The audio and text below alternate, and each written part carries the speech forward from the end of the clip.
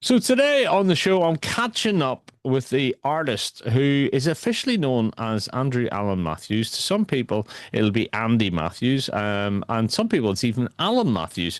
But he is andrewallenmatthews.co.uk. He is a Manchester-based artist. I've spoken to him before, and your works of art are not scattered, but they're distributed across the south of Manchester, aren't they? Andy. Yeah, distributed across Manchester. They've got people have bought paintings and limited edition prints all over Manchester and beyond, as far away as Jamaica. Um, and also, but mainly, I've got all exhibitions around Manchester as well. So yeah, it's quite widespread, really. How does it feel to have to know that a piece of your art is sitting somewhere in Jamaica? That's pretty Well, cool. yeah, it's brilliant because it was part of my Moss Side nostalgia collection, and the people who bought it was living in Moss Side. It was a bit of the Moss Side Carnival in Moss Side that I painted, and he said it was a great depiction of Moss Side of that, and it just reminds him of Moss Side every time I look at it. So that's why they bought it. Yeah, That's I feel really proud. Yeah. that's pretty special, isn't it? When you've made something that can have that tender emotional connection with somebody. Yeah, that's what I kind of do. I'm all about doing paintings, giving the feel of a place on people, places, and social issues, rather than just depicting a building. I kind of bring it to life with me artwork, me feel of the place, short stories and poems, and just bring the whole building to life as well. Have YouTube videos, yeah. So remind me, what were you doing before you got the art bug? Because this is something that you've developed. You had it in you because I remember you telling me as a child at school you loved to do art, but it was something that in the latter period you really gone for. Yeah, it was when I was in the textile design industry as a design separation artist. I was employed as a commercial separation artist, and I've loved it me out all my life. But that kind of like started me off in being a serious artist, and then I had a mental health breakdown, and then went to university, went to Manchester Metropolitan University on a BA honours textile degree, and kind of like I wanted to be a textile designer, but while I was there for 3 years doing all hand painted artwork, it all turned to computers. So there was not many jobs in textile design. So I kind of like moved into call centre work and home furnishing companies and just continuing with my art for the last 25 years or so. And my passion from art has really sparked from developing my own style. Because when I was at university, I went to a lecture on LS Lowry, and it opened my eyes to that he was a very accomplished artist. Was Ellis Lowry. He painted all photorealistic paintings, but he chose to paint in his style, and that's why I do it with my art. I choose to paint in my style in a Lowry-esque manner, but a modern day way, with all bright colours and vibrant scenes. Because Lowry only did like muted greys and whites, reflecting the 18th century at the time, but I'm trying to reflect Manchester and South and beyond in a modern day way. Yeah. But in some ways, you can there's a lineage between what Laurie was doing in his day and depicting scenes around Manchester and what you're doing today. Only you're using more modern materials, etc. But it's actually very similar in terms of the style, even. Yeah, that's right. It's kind of with modern day technology, like Lowry used to go around with a sketch pad because there wasn't any real cameras back then. But I go around Manchester taking photos of buildings and different places all around Manchester and Salford and beyond. I go on Google Maps and have a look at maps as well. So I use a whole variety of mediums to get me inspiration. I'll choose a location and a painting, mainly pubs like the Britain's Protection, and I'll do a scene in my style, but in a Lowry-esque manner because it's something I've developed over many years from photorealistic paintings to now a free-flowing expressionistic manner, which is free flowing and enjoyable to do. Yeah. So we'll take a break and we'll come back. I want to talk to you about these art trails that you've been part of, and also talk about your art being in several pubs and they're classic pubs as well. And I love this because it feels like art is amongst the people, and it takes away that standoffish element that some people might associate with art. So today my guest is the artist known as andrewalanmatthews.co.uk. If you're going to his website, some people call him Andy, some people call him Alan, and we'll just know him as Andy Matthews. We'll be back with him in a couple of minutes' time.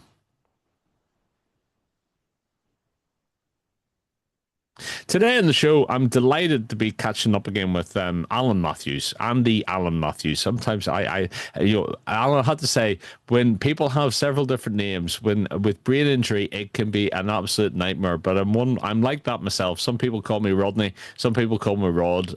So I shouldn't complain too much. Now, we were talking there about the background of you coming into art and your involvement in the textiles industry. Obviously, there's an artistic side to that, and of course, the history of Manchester as a manufacturing and an industrial city. There was a lot of art interwoven with that because it was about textiles, it was about fabrics, etc., wasn't it?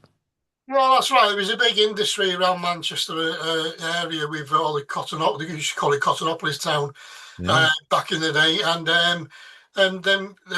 then days ago, I was in the last death throes of the textile industry, basically, before it all went overseas to Ghana.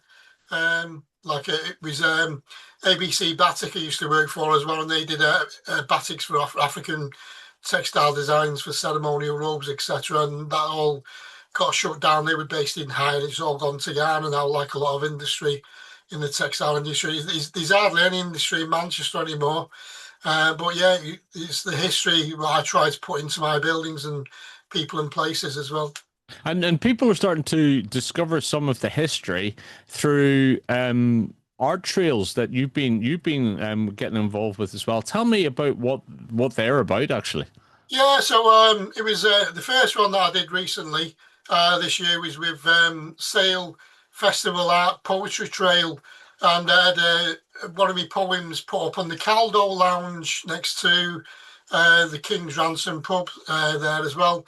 So it was on display there for about a month, and lots of people, lots of poets got involved, and they had a poetry trail all around the Sale. It was just a great event, which is organised by Dylan Miller, the writer and poet himself.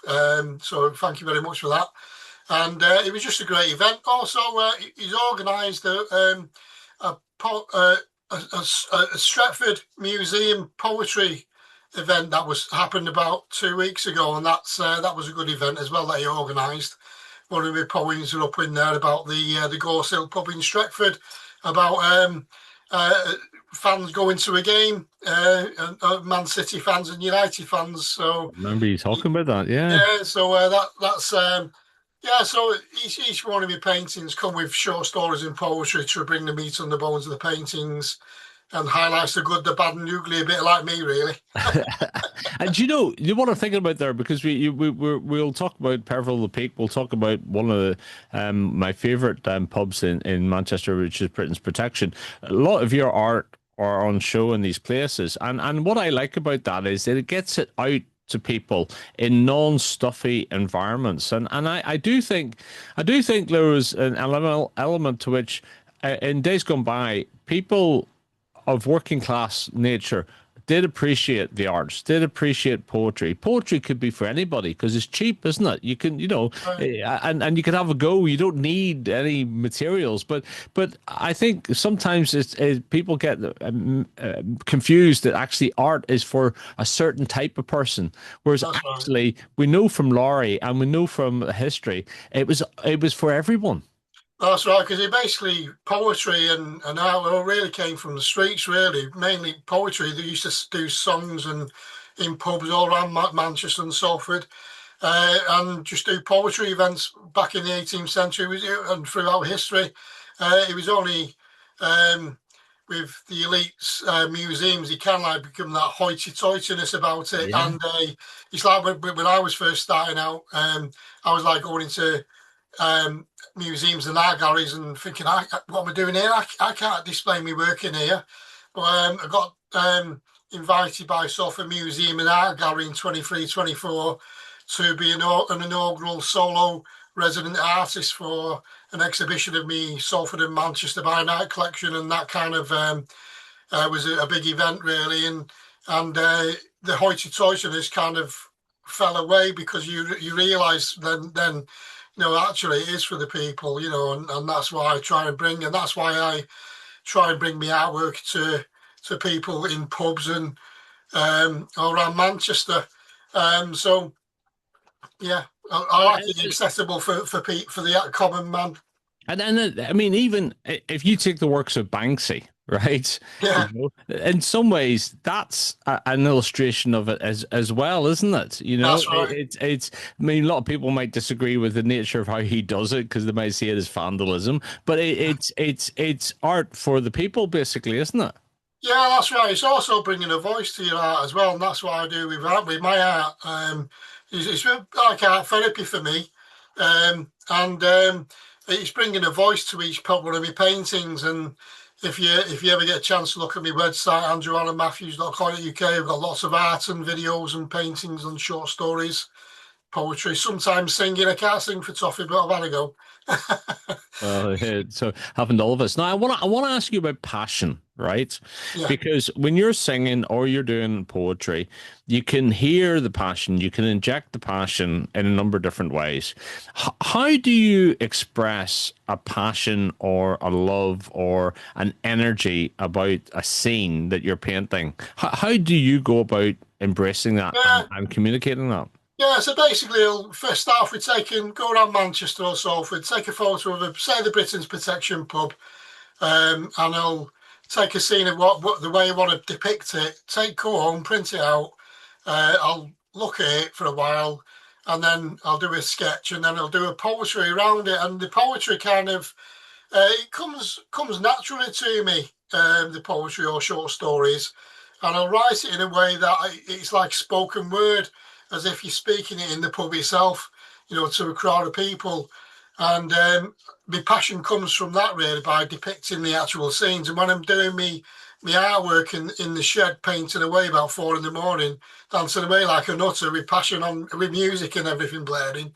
And probably my neighbours probably don't like me for that, but yeah, it's just, I just bring the passion in. And when you're like in that stress-free zone, you just want to paint fluidly, and the paint I use is acrylics, and it's in a free flowing expressionistic manner, and it's just so stressless, and I love it.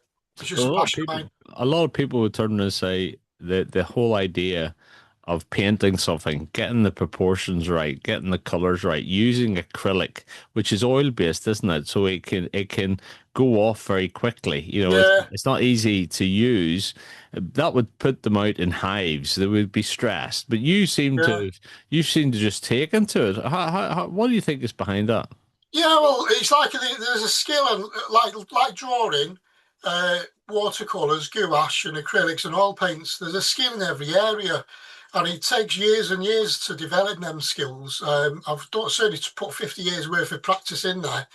Like I say, some people can get stressed out with it, but if you look at me videos, we've got like a website showing how to uh, paint my paintings, and if you look at what I'm doing there, it's such a stress-free, free-flowing way. Sometimes somebody might not be able to do it straight away, but it'll probably take them a while, like it has done with me. Yeah, Mhm. I want to come back and talk about pubs because you could actually have your own pub tour, yeah. and it would all be class pubs. So for where you show your work, and we'll talk about a couple of them in more depth. So today, my guest is the artist Andrew Allen Matthews. You can go to his website. It is andrewalanmatthews.co.uk, and we'll be back with him in a couple of minutes' time. You know, Alan, it's I love the fact of talking to people who take their passion and move it on, at a later age in your life because you're not a 20 something, right? But it's always That's been right. there with you, and I love the fact that you're using it and you're enthusiastic about it, and I think the tie to pubs is very suitable. I guess it's deliberate as well. But the pubs that some of the pubs that you have got work on display, Peveril of the Peak, Britain's Protection Pub. I forget the other one up in Stratford you were talking about. Which one was that? We've got quite a few paint pubs all around Manchester. There's Sir Ralph Abercrombie. There's a Prince in there, but they're redeveloping the pub now.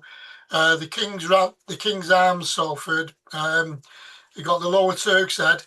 There's one in there. There's one in Ashley, the Greyhound pub.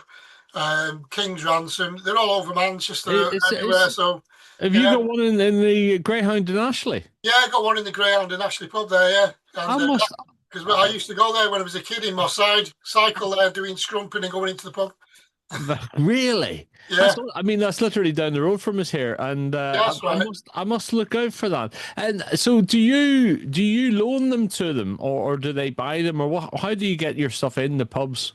Yeah, so I'll usually do a painting and then they'll do a bit of marketing on it and I'll approach the pub and then say, would you like to purchase a painting or a print? Sometimes I'll gift them, depending in my mood what I'm doing. But yeah, sometimes I buy them, sometimes I'll gift them. I've just gifted Tasty Records a painting for them, but I think they're closing down, but I'm not They sure. have closed Yeah, I down, think the closure is unfortunately. unfortunate, really.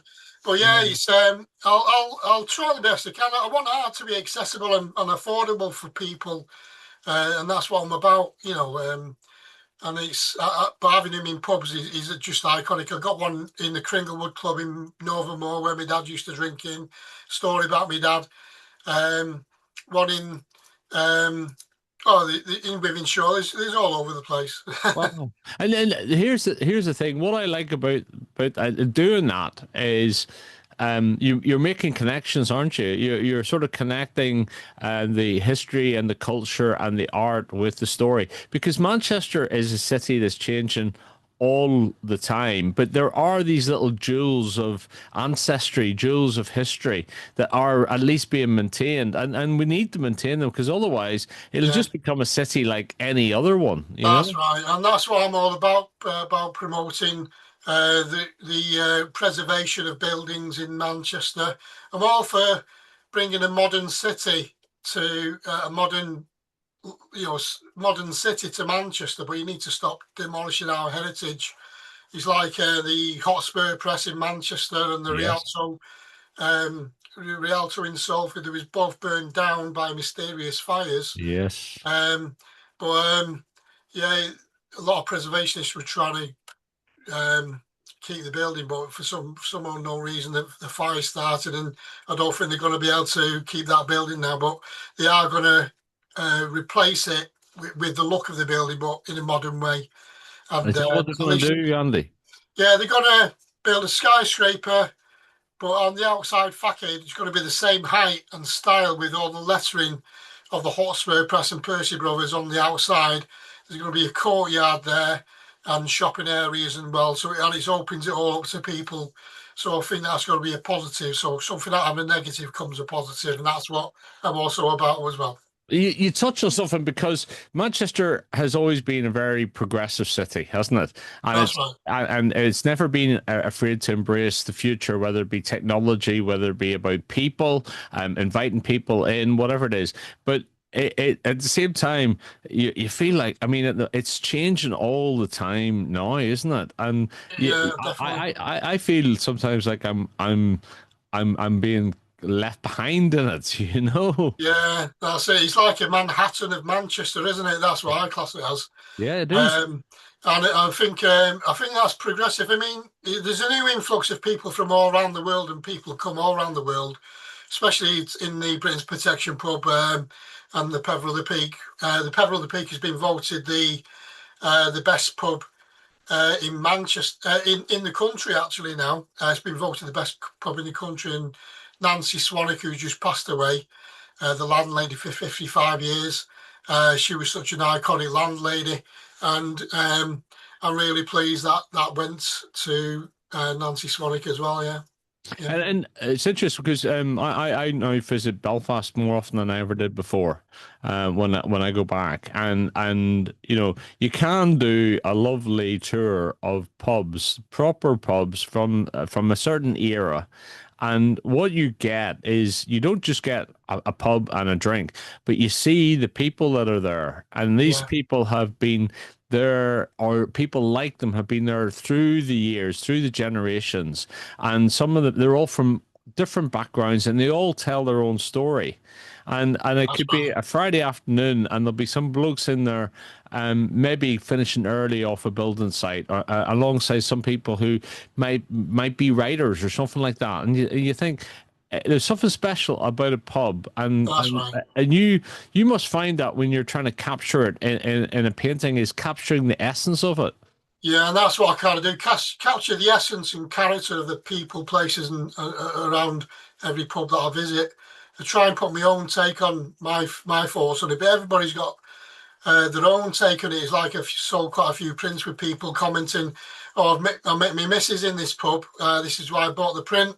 And there's loads of different stories that you get from people when going into pubs, and that's what I think is great about um, Great British society. And I think the pubs are a culmination and a focal point for everybody. And that's why I'm so proud to put my paintings in pubs around Manchester. Yeah, And then the connection back to the art makes it yeah, feel more accessible, doesn't it? yeah, that's right. Definitely. Well, I'll take another break, and I want to come back because you've started an online shop, and I think the other thing about today's period is that art is more financially accessible than some people might think it is. Yeah, I've just been away somewhere recently, and up in Northumbria actually, or Yorkshire, I can't remember. And you could go in, and there were pieces of art there, and you could buy it over say 10 months, 12 months, and yeah, it might have been 400 quid, but you could pay 40 quid a month, and there was no interest. yeah, I think it's more accessible. Don't get me wrong, £400 is still a lot of money, but yeah, 400 quid for something that's original, that can be a piece that could go up in value as well, yeah. can be a good investment maybe. Yeah, that's right. Especially with the age of AI, digital now, you can create anything through AI. But what's special about having an original print or an original painting is that somebody's actually worked out in their head and used their hands and put the whole energy into the painting, and that's what's great about original art. And it tells a different story, doesn't it? It That's tells the right. Yeah. story. We'll come back and we'll talk about your online shop. So today I'm speaking to the artist who is Andrew Allen Matthews.co.uk. We know him as Andy. And we'll be back with him in a couple of minutes' time.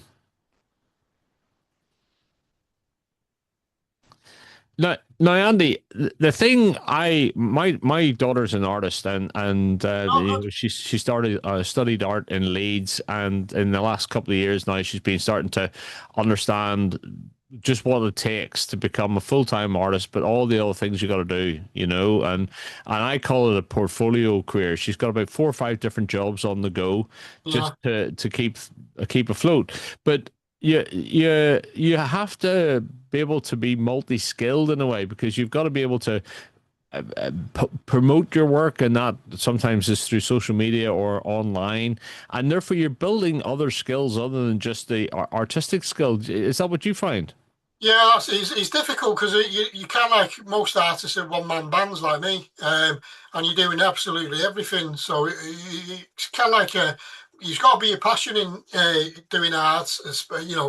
Sometimes it's very difficult to try and make it in the art world. It's taken me 50 years to get to this stage, but all it takes is, I suppose, if somebody famous to say, "Oh, I like that," and buy it. So you never know where it take you.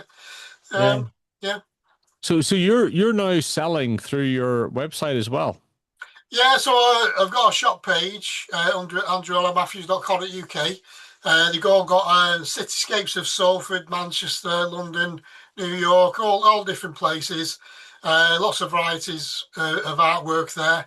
Um, And yeah, it's just if you ever get a chance to go on the website, check it out. If you're into your cityscapes and pubs and everything, I'm sure it'll look great on your wall if you was anybody was interested. Yeah. And of course, people can commission you to do a piece. Just get in contact with you and talk to you, and you can give them a price basically. And Yeah. you could do stuff off a photograph, can you? Or They just send photographs of whatever they wanted, and I'll depict it in my style. I've also done portraits for people and pet portraits. Tend not to like doing them too much because I suppose that's always been the bread and butter of artists over the centuries. But I like to do my cityscapes, and that's what I'm getting known for now around Manchester and Salford. Yeah. Fantastic. Well, look, it's really good to catch up with you again. We're going to play some of the tracks that you've selected in and around this as well. Is there anything else coming up? Because I know you've been doing poetry trails and all sorts of different things. What's coming up for the rest of the year for you?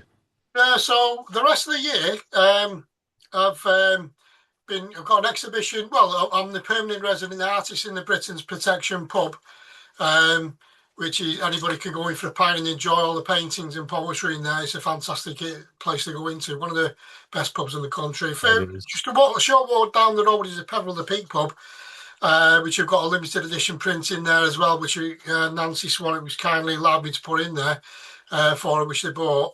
And she just passed away. And the pub has been voted the best pub in the country now. And if it's okay with you, if we can read out a bit of poetry for the Peveril of the Peak pub. Please do. A bit of a tribute to Nancy Swanwick and also a bit of history of the pub as well. Okay, so here goes. Peveril of the Peak pub, an iconic pub, used as a brothel for GIs in the Second World War. What's the score today? I hear you say. Built in 1820. Green tiled building stands here today. Mancunians love this place. It's in your face on Chepstow Street. Supposed to be haunted, but don't look daunted. It's a friendly, cosy pub in a Manchester town. Well, people drowning beer. So give it a cheer. Come here today. Lock on the view and you will see. It's our pride and glory in a Mancunian town. So yeah, Peveril the Peak pub, an iconic pub, used as a brothel for GIs in the Second World War. What's the score here, you say? Come to the pub today. There you go. That's that one. What I'd also like to mention is I've just recently been approached by a musician called Tom, who's just releasing his single, his album actually, this Friday, and he's used my artwork for the front and rear cover. So I made up with that. So yeah. We'll play one of those tracks. What is his name? What's his full name? His full name is Tom Muir. Tom Muir. Right. Okay. We'll give him a look up, and we'll maybe make that album of the week here on the show. Well, here it's good to catch up with you, and you're a busy man, and yeah. I'm going to go out to the Greyhound and take a look at your picture. So I am, or your painting, I should say, out there as well. Right. And that's my guest today. AndrewAllenMatthews.co.uk is where you can go to see his website. And if you want a piece of art done in his style, get in contact with him. It can be a lovely present for something, can it? Yeah, it can make fantastic presents and gifts, and they start off from £45 unlimited prints, and then range upwards from that. So affordable for the common man. There you go. Or the common woman as well. Hey, Andrew. The common woman as well, yeah. There you go. Common people. That's it. Yeah, £45 starting with a piece of art. And it's unique. That's a beautiful thing about it. I'll catch you again maybe before Christmas. Okay, thanks very much, Rod. Cheers.